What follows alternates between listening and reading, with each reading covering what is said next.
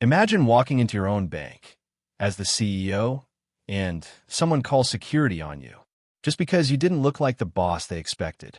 What if it happened to someone in your family? What would you do? This story isn't just about one woman. It's about everyone who's ever had to prove they belong. Subscribe to our channel, Moral Mirror, for more stories that show the truth behind the headlines. Dr. Mariah James stepped out of her car and walked into the downtown branch of her own bank, calm and focused, planning a routine surprise check. She didn't come with a security team or assistants. She believed in showing up unannounced, seeing things for what they really were. No fake greetings, no polished presentations, just reality. Her heels clicked against the tile floor as she walked in, carrying only a tablet and the quiet confidence of someone who built everything from the ground up. The receptionist gave her a quick glance and returned to their screen without a word. She walked further in, observing the room. Neat, professional, but strangely cold. The staff looked over but didn't smile. One of them whispered something to another and looked again. She stood by the counter, waiting. A teller finished up with a customer and gestured for her to approach. "Good morning," Mariah said gently. "I'm Dr. Mariah James. I'm here for a routine check-in." The teller hesitated, blinking. "You're here for what?" "I oversee this branch," she replied. "I'm the CEO." Silence. Then an awkward half-smile. "Oh, okay, one moment, please." The teller stepped away, speaking softly to a colleague. Mariah stood still, watching as the whispers continued. A manager looked over from across the lobby. A phone rang quietly. A door opened. Moments later, a uniformed security guard walked toward her. "Ma'am," he said, "we've received concerns from staff. I'm going to have to ask you to wait over here." "Concerns?" she asked calmly. "About what?" "There's uncertainty about your purpose here. We just need to verify your identity." "You mean because I didn't call ahead?" "Yes, and, well, the team wasn't expecting you." She opened her tablet and brought up the internal system. Her profile was clearly listed. Dr. Mariah James, CEO. Official photo. Credentials. All verifiable. She held it up to the guard. "Did anyone check this before calling security?" The guard looked at it, visibly uneasy. "I'll double-check with management," he said. She gave him a slight nod and stood still. No raised voice. No emotional outburst. Just the weight of the moment pressing down like gravity. She had walked into a building she legally owned, built from scratch, grown with her vision, and she had been treated like a stranger. Like a problem. Not because of her behavior. Not because of her intentions. But because of how she looked. Because she didn't match the image in their heads when they pictured the word CEO. After a few tense minutes, she turned and walked out. No one stopped her. No one apologized. No one asked if they'd made a mistake. Outside, she unlocked her phone, called her assistant, and said just one sentence. "Activate audit protocol at branch 12. Now." 6 minutes later, 2 black SUVs pulled into the same parking lot. From one vehicle stepped Mariah again, tablet still in hand. From the other, her chief operating officer, her legal advisor, and 2 corporate compliance officers. They entered the branch in silence. No introductions. Just business cards, company IDs, and determination. The same receptionist who'd ignored her earlier stood up fast, now alert. "Good morning," Mariah said again, but this time her voice was firm. "I mentioned I'm the CEO. I was mistaken for a threat. Now I'm here to check if the branch is functioning properly." The manager approached, nervous, offering explanations that were immediately shut down by Mariah's hand. "Save it. We'll begin with staff records, transaction history, and client handling protocol. You'll work directly with my audit team. I'll be here until close." The mood shifted instantly. Employees rushed to their stations. The guard who had confronted her earlier apologized quietly, but she didn't acknowledge him. The focus wasn't on punishing individuals. It was about holding the entire system accountable. Mariah had dealt with situations like this before. She knew it wasn't just one person's fault. It was deeper. A culture issue. A lens issue. A learned assumption that didn't match reality. Throughout the day, her team uncovered missed reports, lapses in policy, even a few client complaints that had never been escalated. But more than that, the day exposed a mindset that leadership looks one way, sounds one way, and walks in with a certain face. And when someone doesn't match that mold, they're treated like a threat. By 5 p.m., the audit was done.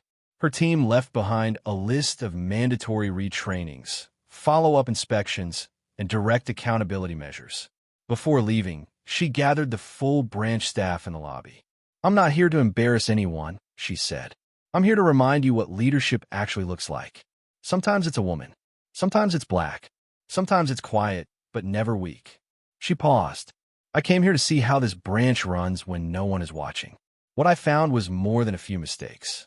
I found a lack of awareness, a lack of readiness to serve people who don't look the way you expect.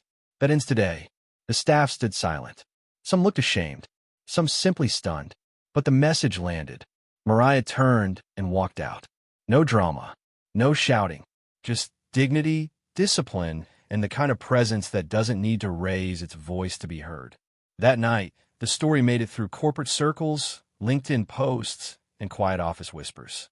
The bank staff never looked at their assumptions the same way again. And as for Dr. Mariah James, she didn't need to prove anything. She already had, in just 6 minutes. The drive home should have been quiet, but Mariah's mind wasn't. She kept replaying the moment the teller stepped away from the counter. The hushed whispers, the quick glances, the manager in the back pretending not to stare. It wasn't just about being unrecognized.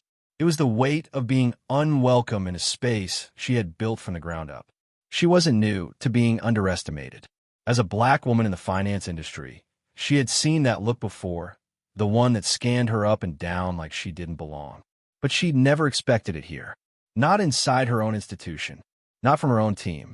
Back at headquarters, her assistant met her in the lobby, eyebrows raised.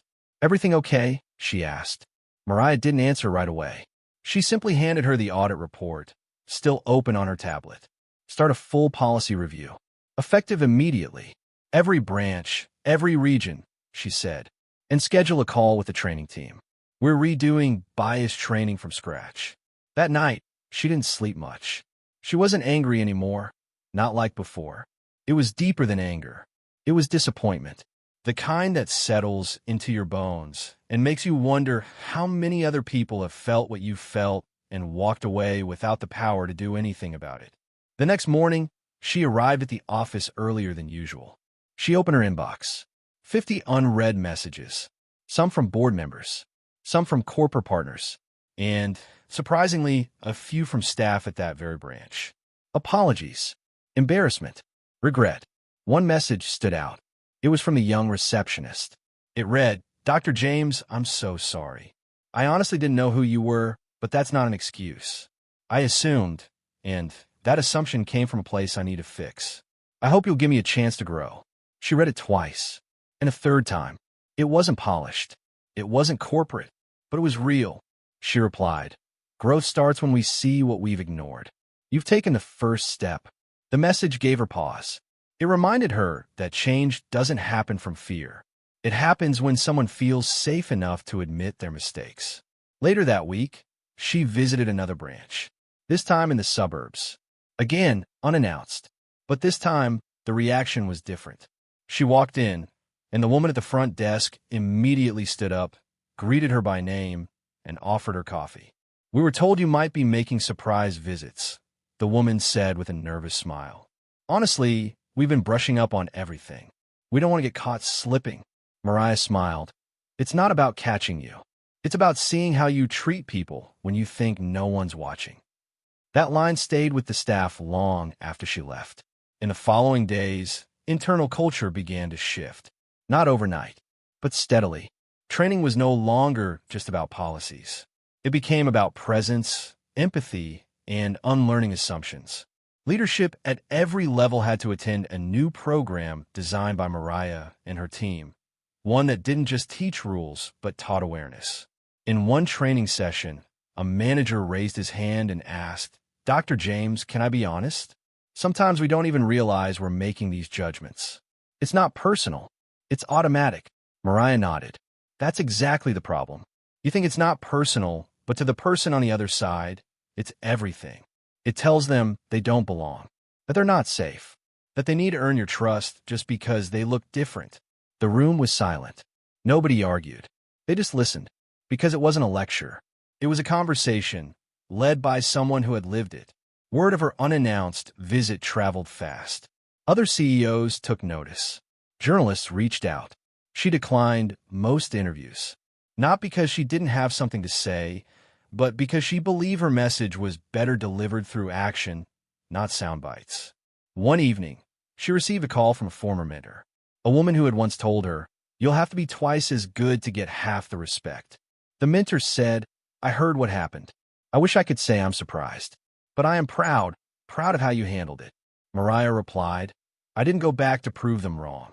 I went back to remind them who I've always been." That night, she sat alone in her home office, rereading some of the old rejection letters she'd received early in her career. Banks that said she didn't have enough experience. Boards that said she didn't fit their image. And now, years later, she had built a system that others still struggled to see her leading. It was a reminder that the higher you rise, the more invisible you can still feel in the wrong room. But also, that you don't have to raise your voice to raise a standard. You don't have to burn the building down to rebuild it stronger. Sometimes, the quiet return is more powerful than any confrontation. In the weeks that followed, her inbox filled with messages from young professionals. Black women, first-generation leaders, aspiring CEOs. They'd heard the story. They saw her picture. And suddenly, something clicked. "You made me believe I could belong in rooms where no one expects me," one message said. Another read, "I didn't recognize you, but we do." And that, more than anything, made it worth it. Not the audit, not the headlines, but the ripple, the way one moment of silent power could reach people she'd never even met. And for Mariah, that was the real win. Mariah never imagined one silent moment at the counter would ripple so far. What began as a small, unsettling exchange was now evolving into a conversation, across departments, across branches, across industries. And yet, even with the attention growing, she stayed focused on the reason she returned in the first place. Not revenge, not even justice, but a reminder, a quiet demand that people start seeing past their assumptions and start recognizing leadership for what it really is: presence, vision, and the courage to walk in when the doors feel shut. The next week, Mariah sat in on a call with the regional managers. She didn't speak at first. She just listened. Every branch had a chance to report their progress on implementing the updated equity training and audit protocols. Most managers approached the meeting like any other: numbers, checkboxes, summaries. But one branch lead from a rural area in the Midwest broke the rhythm. "Can I be honest?" he said, pausing mid-report. "I think we've all been operating on autopilot for years. We follow procedures, we meet targets, but I think we've failed at something deeper. This story about what happened to you, Dr. James, it exposed a truth most of us don't want to admit. We still judge who belongs. We just do it quietly." The Zoom call fell quiet. Everyone stared at their screens, some uncomfortable, some nodding. Mariah leaned forward slightly and said, "Thank you for saying that." That moment cracked something open. One by one, other managers began sharing their own moments of unconscious bias, of overlooking staff members, of assuming things that turn out to be wrong. Mariah didn't scold anyone. She didn't need to. The power of the story was already doing the work. All she had to do was listen. And in listening, she led. Later that day, she visited the training room on the 7th floor, where a new group of hires was completing orientation. They didn't know she was coming. The instructor froze mid-sentence when she walked in, eyes wide. Mariah smiled and asked gently, "Mind if I speak to them for a minute?" The instructor nodded quickly, stepping aside. Mariah turned to the 20 young trainees. "Most of you are just starting your careers.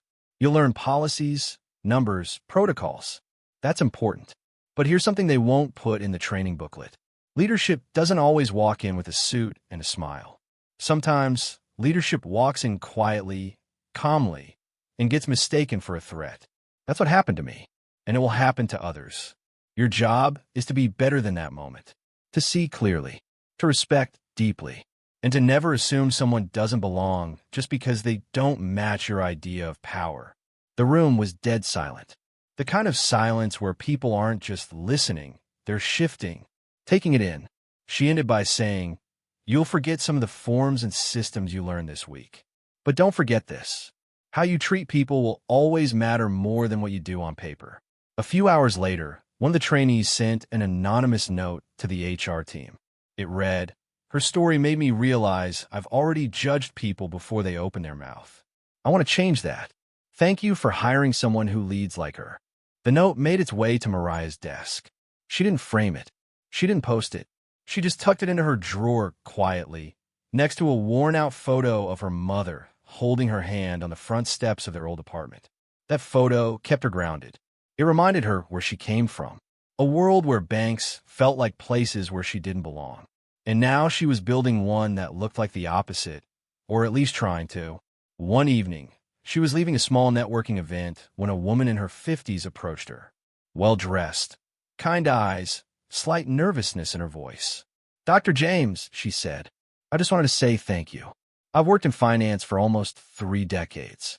I've seen this industry treat people unfairly more times than I can count. But when I read what happened to you and how you responded, I cried. Not because it was shocking, but because it was so familiar. And because you didn't get angry, you used it to teach. That's real power." Mariah reached out and shook her hand. "Thank you," she said. "We carry these moments quietly for too long. I just wanted to say out loud what so many of us know already." That night, as she sat alone on her balcony, city lights buzzing in the distance, she thought about how the story had taken on a life of its own. She hadn't posted about it. She hadn't made it a headline. But people had, because truth spreads, not because of drama, but because of honesty. And this truth was loud, even when she hadn't raised her voice. Days turned into weeks. The branch where it all happened completed its full audit, passed a follow-up review, and even submitted a letter signed by the entire team, apologizing not just to Mariah, but to every client and staff member who had ever been silently misjudged. The letter read, "We failed to see, but now we see." Mariah didn't visit that branch again, not because she held a grudge, but because the point wasn't about being recognized. It was about changing the way they see everyone. The lesson had landed, and it would stay long after she was gone. A few months later, Mariah sat across from a new potential investor, a tech entrepreneur from California who had heard about her, not through the news, but through word of mouth. He leaned forward over the table, intrigued. "I've read about CEOs who fight lawsuits, who make big press statements. But you handled that bank incident like a chess move." Mariah smiled faintly. "It wasn't a move," she said. "It was a mirror. I just held it up and let them see themselves." He nodded slowly, and that mirror made a lot of people uncomfortable. She didn't argue. Discomfort, she knew, was the start of awareness. And if done right, it could lead to transformation. But only if people sat with it long enough. The meeting went well. But even as she walked away with another investor on board, Mariah couldn't help but reflect on the real returns she had been seeing, not financial, but cultural. Her staff had started having real conversations.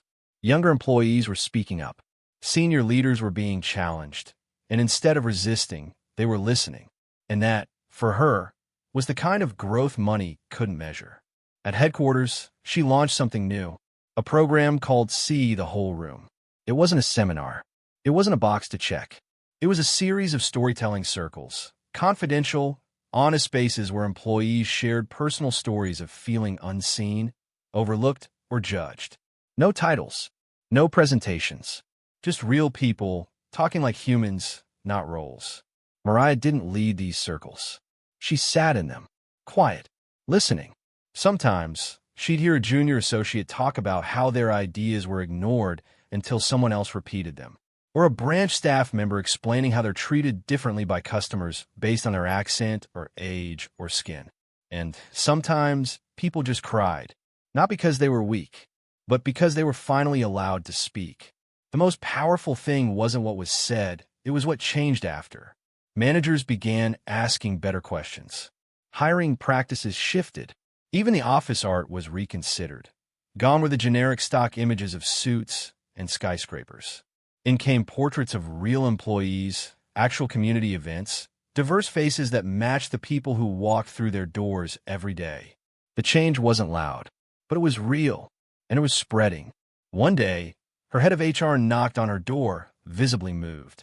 "We just had an applicant tell us they applied here because they read that you handled being mistaken for a threat with grace. They said, that's the kind of leadership I want to be under." Mariah didn't say much. She just nodded, held the weight of that in her chest, and let it fuel her. Not for applause, not for image, but because these small shifts were how systems changed. Quiet revolutions built one person at a time. But it wasn't always neat. Not everyone welcomed the change. A few senior employees pushed back, claiming all this new culture talk was distracting from performance. "We're a bank, not a therapy group," one executive had said in a closed-door meeting. Mariah had turned to him and asked simply, "Do you believe people can work at their best if they don't feel seen?" He hesitated. "That's not the point." "It is the point," she said. "That's always been the point. The numbers will follow when people feel like they matter." He didn't say much after that, but he stayed in his seat. He kept listening, and over time, even he began to shift. Slowly, reluctantly. But change doesn't need permission to begin. It just needs consistency. And Mariah had plenty of that. Outside the company, her story continued to travel. A few journalists picked it up. Podcasters discussed it. Social media got hold of it. Some praised her strength. Others criticized the staff who misjudged her. But Mariah refused to let the narrative become about punishment. She turned down interviews that tried to spin it into outrage. She said no to news anchors who only wanted drama. Instead, she gave one quiet talk at a university. Just one. No cameras. No spotlight. Just her in front of a group of business students who looked at her like she was living proof that leadership doesn't come from loud voices, but from clear ones. One student raised her hand at the end and asked, "Didn't you want to yell at them?" Like in that moment. Mariah paused. "Of course I did," she said, "but I knew what they expected. And sometimes, the most powerful thing you can do is not become the thing they fear." The room fell still. A few students wrote it down. Others just sat with it. That was the lesson she wanted them to carry. Not just about race or gender or position, but about presence. The ability to respond instead of react. To carry the room without trying to control it. Back at work, her assistant came in one day holding a card. "Another one?" Mariah asked, smiling. "Yeah," her assistant replied. "From a client this time." She opened it. Handwritten. Short. But it hit hard. "My daughter read about you. She now signs her homework with future CEO. Thank you for showing her what that looks like." That card went into the drawer too. Not for display, but for the days when doubt crept in. For the days when she wondered if the quiet way was strong enough. And for the nights when she needed reminding that real change isn't fast or flashy. It's patient, and it multiplies in silence. One day during a leadership summit, Mariah walked past the very same branch where it all began. She paused outside, looked through the glass. New faces, a few familiar ones. Inside, a manager noticed her and came out. "Dr. James," he said, "I don't expect you to come in. I just want you to know we've changed. Not just procedures, the people too. And we're better now." Because of that day, she nodded once, a soft smile, then walked on without another word. That was all she needed to hear. She didn't need the apology anymore. She had already moved forward. And now they had too.